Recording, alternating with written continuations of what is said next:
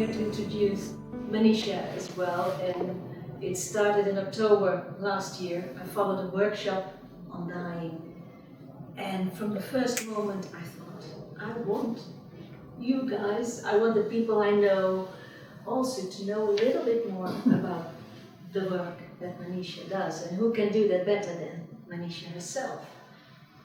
So in June I asked her in her busy schedule if she had some time to come over to the Netherlands, and you did. So here we are, and thank you all of you to come here from Amsterdam, The Hague, whatever, all areas, to this place right now. And to give you a little bit of background of Maneesha, I've got it here on my hand, so I didn't forget. 5 things. Number 1. She's a nurse, a general nurse, and a psychiatric nurse, and a midwife. She was chief appointed editor of Osho. She has written many books on meditation. She's a psychotherapist and facilitator. And she meditation facilitator, and we run these kind of workshops worldwide. So after this it will be Japan and Norway and Denmark and India. So I'm so honored that you are here and to share your work of Osho, what you learned and what you've evolved, and to share it with us. And I'm so grateful for you guys that you come here to make it possible here. And the lights are out. So let's start. Thanks. Yeah. Thank you for inviting me and getting your friends together in this beautiful venue in the woods. How amazing is that? Is the light okay? I sort of dimmed it because it felt hot having them on, but you don't feel frightened, do you? We can look at that fear. Yeah, I would like to start off talking a bit about Osho Samosati and my passionate personal interest in preparing to die consciously, what that means, and why I feel it's a no-brainer. Of course, why wouldn't one want to be conscious of death? Very much aware that that's a very weird notion for most people. So I'd like to talk to you about that and explain why I've arrived at that understanding. And Tim's already introduced me, so I would like to hear from you guys a little bit about you, who you are, your names, of course, what's brought you here, and just very briefly any encounters with dying, your own or that of other people. And then really just to open up things for anything you would like to say around death and dying, and with some meditations, because as you'll see through the evening, my work is meditation based. To be conscious in dying as in living, the foundation is meditation. So we'll intersperse the talking and the sharing with meditation, and some exercises, dyads, and yeah, that's pretty much it. Dying is clearly a journey we all must go on. It's inevitable. It's that person gazing up at the snow-capped mountains. It's a journey, it's a strange sort of journey, because we never get any postcards back from those who've already gone on it saying, hey, don't take that right path, take the left one, or what you need to bring with you and what you absolutely shouldn't bring with you. So we know very little about it, don't we? We know it's inevitable. As I say, we don't hear back from those generally who've gone on that journey. We don't even know where the starting point will be or when it will be. We don't know what to take with us. We know on the journey of dying, which is the journey we're talking about, we can't take anything physical with us. We don't know seemingly the path or what we're going to encounter. We don't know any journey like it seems, in life. We can't take anyone else with us, though, strangely enough, we all have to go on it. We can't actually go through the death experience, even if we're jumping off a cliff with our beloved. Physically, we seem to be going together, but actually, our journey will be very individual, won't it? It's a journey for which there's no map.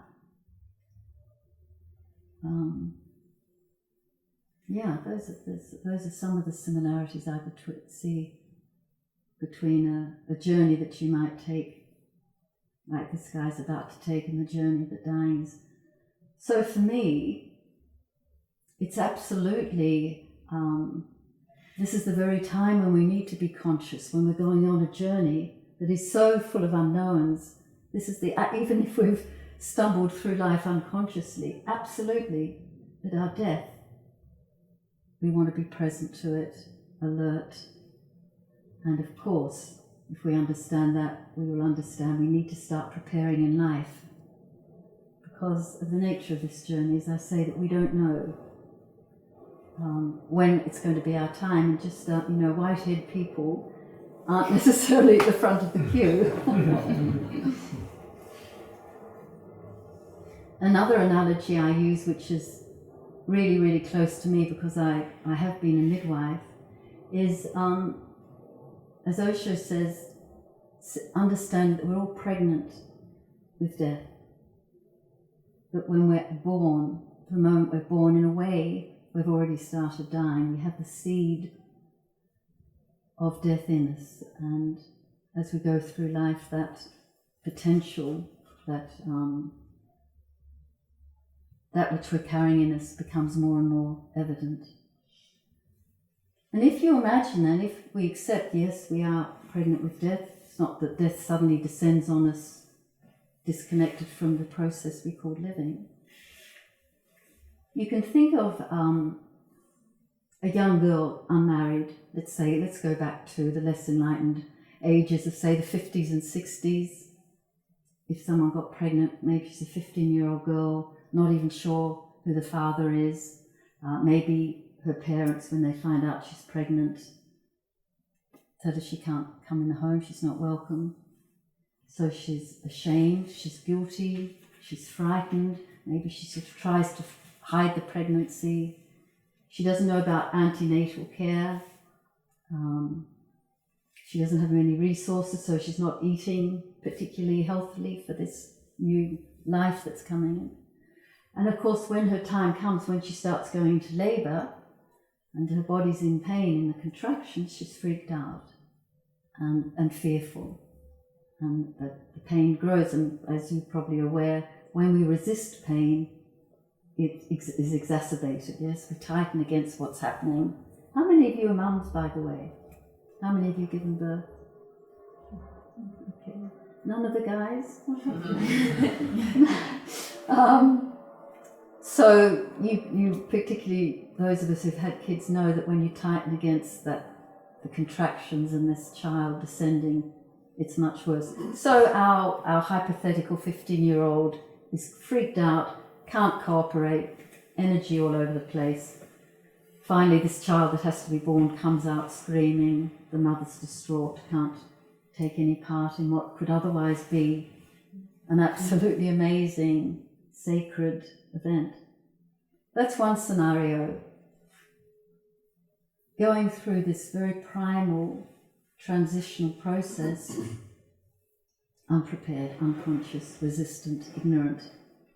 Then take someone else, say a girl of 20, 22, with a partner that she's very much in love with. They conceive a child out of their love. He even comes to antenatal classes with her. She's taught what's the changes are going to happen to her body. She gets nutritional advice. She's taught how to be with contractions when they come. She's educated that at some point, her waters will break and what she can expect. when she's ready to deliver, the moment comes, maybe her husband's there holding her hand and lovingly rubbing her back and encouraging her, and the midwives are reminding her, now breathe, now push, now don't push, just pant as the head comes out. And then, the child emerges, and it's a totally amazing, awesome experience that you've given life to someone else. So for me, that's such a strong illustration of the difference between going through something unconsciously compared to understanding this is a process, it's part of your life, and to be conscious in it, to be present to it, to own it. It's a no-brainer. So, and also I understand you're all meditators. Is that true? Everyone has some experience. Do you all consider yourself meditators? No. Everyone can. So my presumption will be then that you know to live consciously, to be present to the moment, to be aware of yourself, to have some clarity about your direction in life, to be able to watch reactiveness and not be blindly carried away by emotions or thoughts, to respect your body. This is a given that, is it not, that living like that makes every moment so much richer and fuller than stumbling through your day just as a series of routines to be got through, barely being present. Life is then very flat, without much significance or joy. We arbitrarily call a part of everyday living dying, though as I say, actually we'd be dying from birth, but we call part of this process of existing living, and then another part we call dying, and think that that's quite separate. But however we've lived is going to be part of this, what is after all simply a continuum, isn't it? If we've lived unconsciously, that's going to be how we approach dying. Conversely, if we want to die consciously, if we want to be present to this awesome event, we need to prepare for it through living consciously. And I don't know if that was your experience, Pim, in having done that workshop, experiential inquiry, and then post that experience. But without fail, all participants we have about 5 or 6 workshops around different aspects, say at some point, oh, it's not about dying, or it's just as much about living. And so this is the other amazing thing for me, when other people who are not meditators, or when I say I work with death, invariably the reaction is, oh, how morbid, what a freak I am to be involved in it. But for me, being immersed in this subject, and I am pretty much immersed in it all my waking hours, only makes me more passionate about life, only gives me a greater appreciation, and my gratitude is so much more conscious and present. So many times I just stop during the day inwardly and just sort of think, wow, how amazing is this? And, I'm going to be 69 soon, and I just feel every day is a bonus. And I'm sure it's my work with death, because it's like a meditation for me, that it's keeping me aware, Maneesha, this is not forever. Darling, it's finite. So while it's here, and while you're able of body and mind, be in life as totally as you can, with the openness and lovingness and joy.